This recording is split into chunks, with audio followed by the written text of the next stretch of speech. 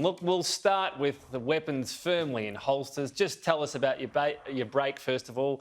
Patrick, obviously you would have been in WA, not even contemplating a trip to the east, as it's referred to there. Had a lovely time in Western Australia, or as Scott Morrison calls it, the cave. The cave saw us spend lovely nights out with the kids, had a fabulous time celebrating Christmas, but it's great to be back for 2022. Jason, I saw social media posts about politics far too early in the year from you. Did you take any time? I know. No, mate, there's no rest for the wicked, as you know, so I had to keep going through Christmas, New Year. There you go. But we had a good time. We had a good time. Well, How was your break, find out Tom? if that's true. Chat.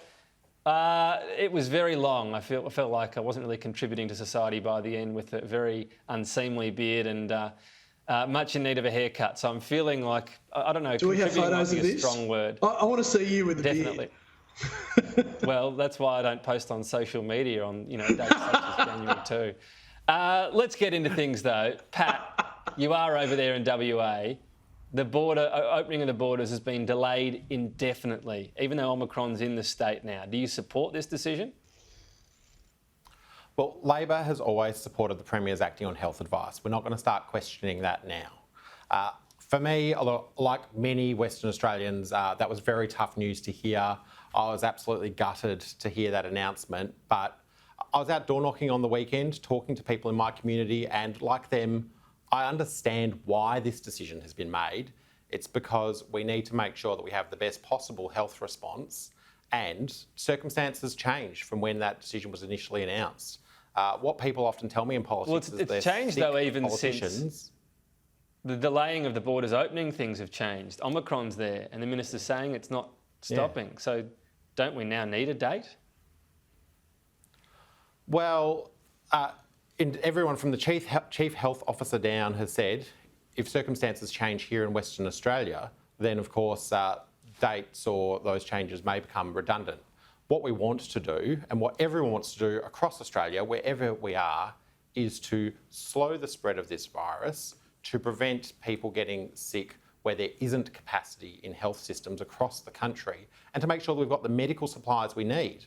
We've just seen the Deputy Prime Minister sort of promise us that the rapid antigen tests will be here next week. Oh, there's 16 million coming next week. And I mean, well, that's not much comfort for people who are rocking up at chemists today, discovering that there's none available for sale. I don't know about none. They're certainly in short supply. Pat, will you ever disagree with what the Chief Health Officer says no matter what? Are you just, whatever they say, no matter what, they're right? You agree with it? Is that where we're at? Labor's taken a really consistent position that where the Premiers are acting on the advice of their Chief Health Officers, we'll back them. We're not going to start undermining Premiers in the middle of a global pandemic. That means that sometimes you have to back in difficult decisions, but that's the approach we've taken. We've been consistent on it, and a bit of consistency goes a long way.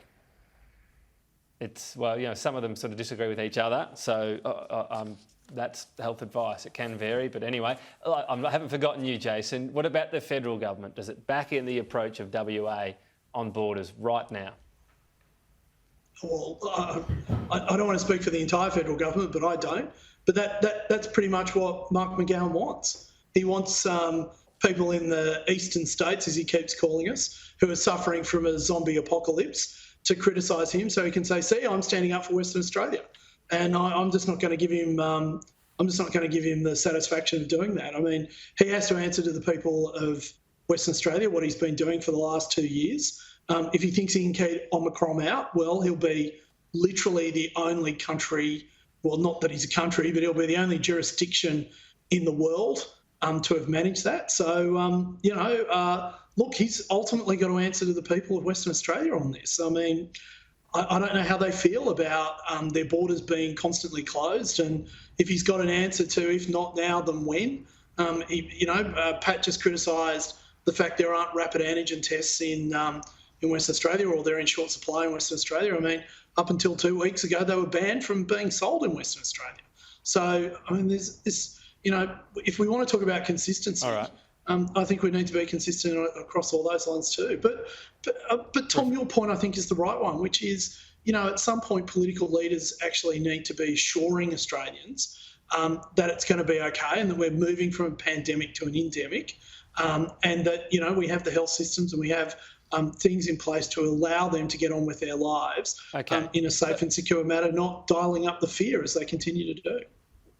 For a lot of people, part of getting on with lives is having access to the rats, as they're called. We're being told today, just use them when you're symptomatic, be responsible. What does that mean, Jason? If someone's visiting, say, a 90-year-old relative, they're a bit worried about possibly infecting and they want to use a rapid antigen test. Then don't visit your relative. If you're worried about infecting someone who's in a vulnerable position, then you should urge on the side of caution and not visit. Hang on, what's wrong with taking a rapid antigen test and then visiting? Are you saying don't do that? If you want to give yourself assurance by taking a rapid antigen test or by getting a PCR, then that's absolutely open for you to do.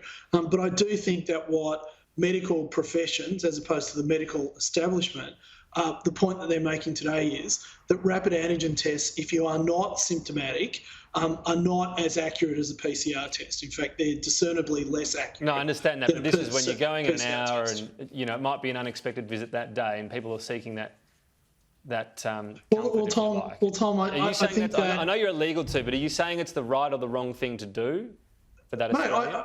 Mate, I mean, this is the difference between me and members of the left. I mean, it's your choice. How you want to live your life is your choice. Well, I'm not going to tell you how you must live your life. Now, I'm listening to health professionals who are saying to me that if you are not symptomatic, then a rapid antigen test will not necessarily is not as accurate as a PCR test.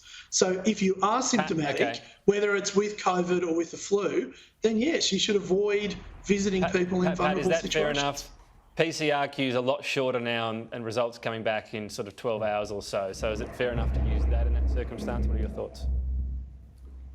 Well, all of what we've just heard from Jason, and indeed what we heard from the Deputy Prime Minister earlier today, is just trying to cover up for the criminal undersupply of rapid antigen tests across Australia.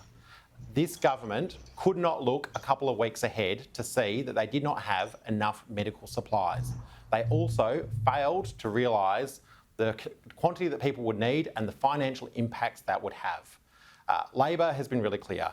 Make these things free and make them freely available.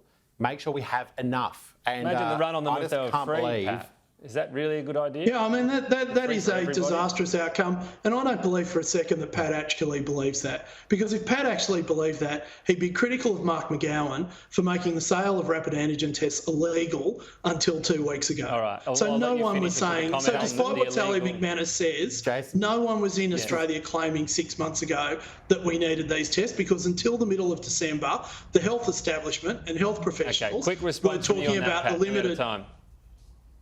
I thought we were on for 3 hours. You're grossly mistaken, Patrick. It is very well documented that the McGowan government ordered rapid antigen tests in December.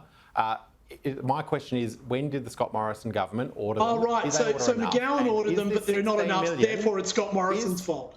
I mean, this is what we've had from the McGowan government all along. We'll have to leave it there.